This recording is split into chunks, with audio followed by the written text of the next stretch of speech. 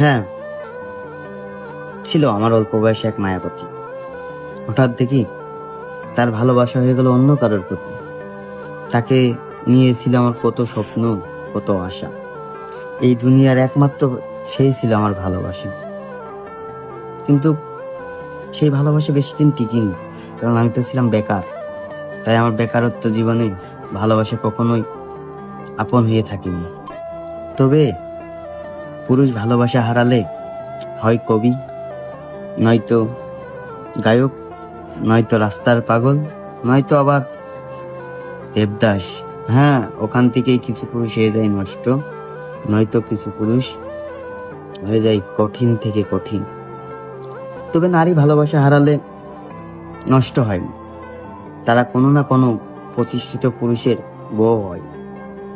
তবে আমি একটা কথাই বলবো, নারী বা মায়াবতী, তোমরা অল্প বয়সে করেছো অনেক ছেলের জীবন নষ্ট, বা অনেক ছেলের করেছো মন চুরি।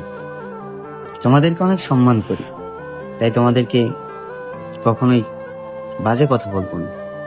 তবে তোমরা চাইলে পারতে একটা ছেলের জীবন ধ্বংস করতে, আবার তোমরাই চাইলে কোনো না কোনো পুরুষের জীবন সুন্দরকে গড়ে দিতে। এখন ডিসিশন তোমাদের, কি করবা ভেবে দেখতে পারো, বা ভেবে কাজ করতে পারো। বেকারত্ব জীবন সারা জীবন থাকে না। তোমরা চাইলে সব করতে পারো।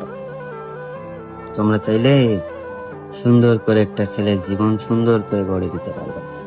ডিসিশন তোমাদের। ধন্যবাদ।